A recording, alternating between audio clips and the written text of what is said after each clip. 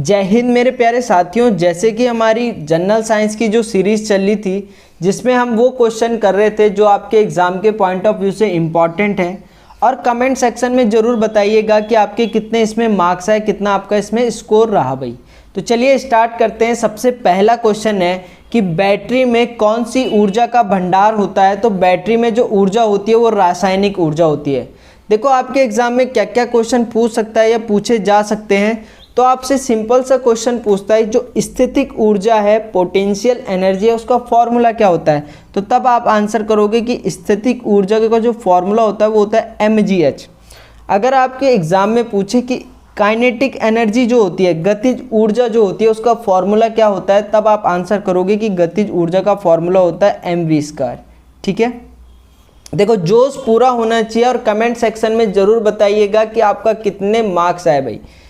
आगे हम अगले क्वेश्चन की तरफ बढ़ते हैं। क्वेश्चन कह रहा है ल्यूकीमिया एक मानव बीमारी है जो प्रमुख रूप से किस अंग को प्रभावित करती है। तो वो ब्लड सेल को प्रभावित करती है, रक्त कोशिका को प्रभावित करती है। अब ब्लड से आपके पास क्या क्या क्वेश्चन पूछ सकता है। तो सबसे पहला क्वेश्चन आपसे पूछेगा कि जो ब्लड ग्रुप है, ब्लड ग्रुप की खोज किसने की थी। तो तब आप आंसर करोगे कि ब्लड ग्रुप की जो खोज की थी वो कार्ल लैंडस्टीनर ने की थी। किसने की थी? कार्ल लैंडस्टीनर ने।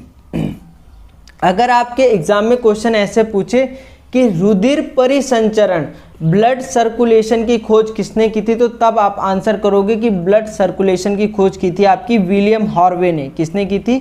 विलियम हॉर्वे ने। ठीक है, हम इस सीरीज में वो सारे क्वेश्चन डिस्कस करेंगे जो आपके एग्जाम के पॉइंट ऑफ व्यू से इंपॉर्टेंट होंगे भाई। आगे है निम्न में से कौन सा पदार्थ तेजाब अम्ल है। ये भी क्वेश्चन इंपॉर्टेंट है क्योंकि प्रीवियस ईयर में पूछा गया था और काफ़ी बच्चे इसको गलत करके आए। तो जो इसका सही आंसर था वो था H2SO4, जिसे आप क्या भी कहते हो? सल्फ्यूरिक अम्ल भी कहते हो भाई। आगे अल्फा कण होते हैं। तो जो अल्फा कण होते हैं हमेशा वो पॉजिटिव होते हैं। कैसे होते हैं? पॉजिटिव। आगे आपसे क्वेश्चन कह रहा है कि सूर्य के ग्रह के पथ को क्या कहा जाता है। तो सूर्य के ग्रह के पथ को हमेशा ऑर्बिट कहते हैं। क्या कहते हैं? ऑर्बिट। आपने 9वीं 10वीं में पढ़ा होगा भाई। मानव शरीर की सबसे बड़ी ग्रंथि कौन सी है। तो मानव शरीर की सबसे बड़ी ग्रंथि जो है वो लीवर है। कौन सी है? लीवर। बिजली गिरते समय कौन सी गैस पैदा होती है। तो बिजली गिरते समय नाइट्रिक ऑक्साइड पैदा होती है। कमेंट सेक्शन में आपको ये बताना है कि नाइट्रिक ऑक्साइड का जो केमिकल फॉर्मूला है वो क्या है। ये क्वेश्चन तो आप सभी साथियों को पता होगा कि सबसे हल्का तत्व कौन सा होता है। तो सबसे हल्का तत्व होता है हाइड्रोजन। अब देखो 1 किलो कैलोरी में कितने कैलोरी होते हैं। तो 1 किलो कैलोरी में 1000 कैलोरीज होती है। कितनी होती है? 1000 कैलोरीज। आगे आपसे क्वेश्चन कह रहा है कि निम्न में से कौन सा रोग दूषित भोजन से होता है। जो आपका टाइफाइड होता है वो दूषित भोजन से होता है भाई। निम्न में से कौन सी गैस जहरीली है। तो जो जहरीली गैस है वो आपकी कार्बन मोनोऑक्साइड है, जो गाड़ियों के उससे निकलती है। मतलब गाड़ियों से जो धुआं निकलता है ना वो भी कार्बन मोनोऑक्साइड होता है, जो हमारे शरीर के लिए बहुत हानिकारक भी होता है भाई। क्वेश्चन कह रहा है कि लाल रिबन हरे बल्ब के ऊपर कैसा दिखता है। तो वो दिखता है आपका ब्लैक। कैसा दिखता है? ब्लैक। मेंढक के हृदय में कितने कक्ष होते हैं। तो मेंढक के हृदय में होते हैं आपके 3 कक्ष। अगर वो क्वेश्चन पूछता कि मानव के हृदय में कितने कक्ष होते हैं, तो मानव के जो हृदय में कक्ष होते हैं वो होते हैं, तब आप बोलते हैं कि 4 कक्ष होते हैं, 4 चैम्बर होते हैं। ठीक है, आपको पता होना चाहिए जो ह्यूमन है, मानव के जो फेस में कितनी हड्डियां होती है। तो तब आप आंसर बोलोगे कि फेस में मानव के 14 हड्डियां होती है। ठीक है, कमेंट सेक्शन में ज़रूर ये बताइएगा कि खोपड़ी में कितनी हड्डियां होती है मानव के। निम्न में से कौन सा एक विस्फोटक है। TNT आपने सुना होगा। TNT विस्फोटक है जो क्या, देखो आपने बड़े बड़े वो देखे होंगे, पहाड़ देखे होंगे, उनके अंदर बम टाइप का लगाते हैं, वो TNT होता है, जिससे पूरा आधे से ज़्यादा पहाड़ टूट जाता है भाई। और TNB भी एक विस्फोटक है। तो इसका जो राइट आंसर रहेगा वो बोथ रहेगा भाई, TNT और TNB दोनों। आगे आपसे कह रहा है कि निम्न में से कौन सा ऊर्जा का नवीनीकरण स्रोत का उदाहरण है। तो नवीनीकरण स्रोत का जो उदाहरण है वो है आपका सौर ऊर्जा, सोलर एनर्जी। ठीक है, जैसे कि अभी रिसेंटली आपकी ये रानीखेत वाली भर्ती के मेडिकल चल रहे हैं, तो आप ऑफलाइन कोचिंग अगर आपको करनी है तो आप इन्फिनिटी कोचिंग सेंटर को ज्वाइन कर सकते हैं। ठीक है, काफ़ी कम फीस में बहुत अच्छी बेटर एजुकेशन आपको वहाँ मिलेगी, बहुत ही लो फीस में।